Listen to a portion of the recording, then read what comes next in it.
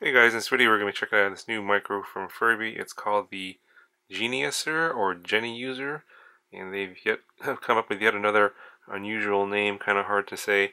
It's just another 3-inch micro here, stretched X, actually kind of a super stretched X version. It's supposed to be 160 millimeters motor to motor, but it's quite a bit longer front to back than it is side to side. It's 90 millimeters side to side and about 130 millimeters front to back. So definitely a stretched X frame, but a little bit more exaggerated than some of the other ones that we've seen out there. Obviously, we got the 3-inch props here, the Gem Fan 3052s.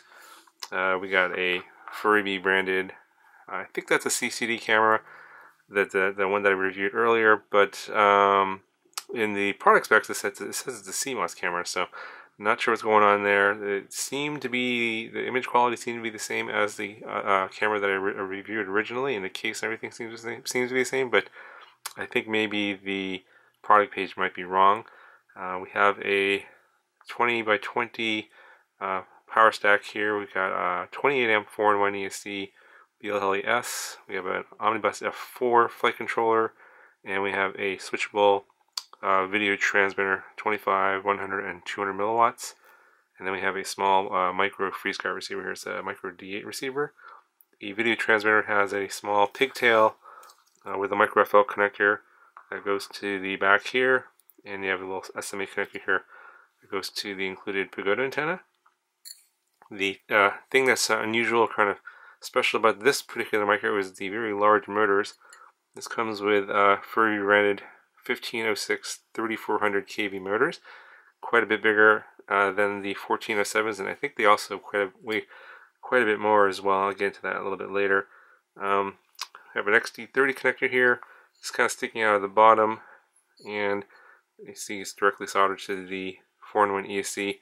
There's no place to zip tie the power cord to, so in a bad crash, if your battery is ejected, it may tear off the battery lead here. So you may want to, if you do end up getting this, you may want to reroute the wire out maybe off the side over here or somewhere else. Obviously, they put this through that hole there because we have a little buzzer and or a little LED there as well, and that kind of gets in the way. So yeah, that's not ideal. They do have an XT30 in here, of course, which is what you need for something like of these motors of this size, pretty large. But yeah, this is kind of a downside here. This should come out the back or the side, somewhere that could be secured. So you may want to consider redoing that. Otherwise, in a bad crash, you might end up messing up your 4-in-1 EC. Now, the frame itself does seem fairly sturdy. You have some nice sized arms here. They're not too skinny. The arms are only 3 millimeters, so for something of this, a little bit longer arm here for the stretch X, it does bend a little bit. So you can see here that you can cause the frame to bend a little bit. So that came out in the tuning. When you have a little bit more flex in the frame, you're gonna have to lower your D gains, and that's what I had to do for the PIDs on this one. I'll show you the PIDs a little bit later. So you've got a 3 millimeter bottom plate, single bottom plate, and then you have a 2 millimeter top plate here, along with these set of standoffs. And that's pretty much your basic frame setup here. And I think it's a pretty nice frame. It looks pretty good overall, and I think it should survive crashes fairly well. I don't think it's going to do too bad and crashes into grass. Now, the firmware that was flashed on the flight controller is an older version of Betaflight 3.2. It's like, I think it's one of the release candidate versions, 3.2.0. I went ahead and I just left all that alone. I didn't change anything there.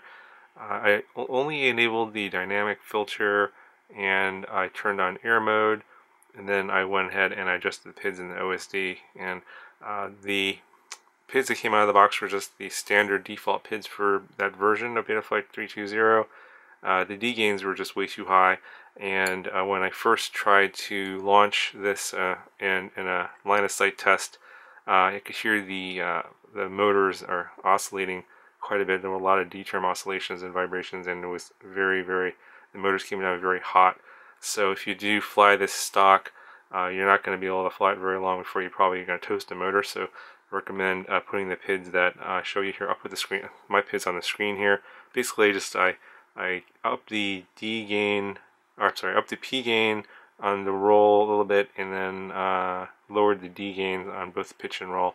And that was pretty much all I needed to do. And once I did that, you could hear the props. They'll sound different when you don't have the D term oscillations. They don't sound as like there's a sort of like a whirring sound that kind of goes away, and then you know that it's going to fly pretty well. And then also you check the motor temperatures; they're not going to be as hot. And that was pretty much it. So you just use my PIDs, and I thought it flew pretty well. You'll see that in the flight demo. Now, just a little discussion about the weight of this thing. It seems this is fairly heavy, and I think it has to do mostly with the motors. The same 3-inch props here, 1506 motors, and they're a little bit lower kV than the ones on the XJB145. These are 1407 motors, and I think these were 3600 kV, so a little bit higher kV. These motors are smaller, a little bit lighter, but the weight difference between these two is quite a bit. So it's 156 grams for the Furibee, and the XJB comes in at 130. So with this lighter weight here, using the same battery, that 26 grams or so seems to make a pretty big difference. It seems like that the larger motor does not provide as much power, or any more power, than the 1407 motor. So you gain, I guess you probably gain more power overall with a larger motor, because you also gain weight. I think you kind of it kind of wipes out the gain from the larger motor. So I would say that of these two, they fly fairly similarly in terms of power. And if you're looking for overall less weight, I'd probably go for the XJB145 if you're trying to get under the 250. For the Furibee, you can still get under 250 with 650. If you go to an 850, that battery is probably going to be a little bit too heavy. Might get you over 250. Anyway, I'll go ahead and I'll list the battery that I used in the description below. I'll go ahead and show you the flight footage. I thought it flew pretty well. I didn't have any problems with this one like some of the other Furibee models that have come out recently, where they just would do death rolls or wouldn't fly at all, or other things would happen. This one seems to be okay, and I think I can recommend it if you like this style and this design. I think it'll fly fine with the PIDs that I gave earlier. So if you're looking for something of this size, 3-inch, kind of a super stretch, I think that this model is an okay model. I would also, besides putting in my PIDs, recommend upgrading to the newest Betaflight. I did fly what came with it, but I don't know what they're going to put on here in the future, so you might want to just upgrade to the latest Betaflight and just use the PIDs I put in there. Should be fine. Anyway, it's enough rambling for me. I'll go ahead and show you the flight footage, and I'll talk to you guys in the next video.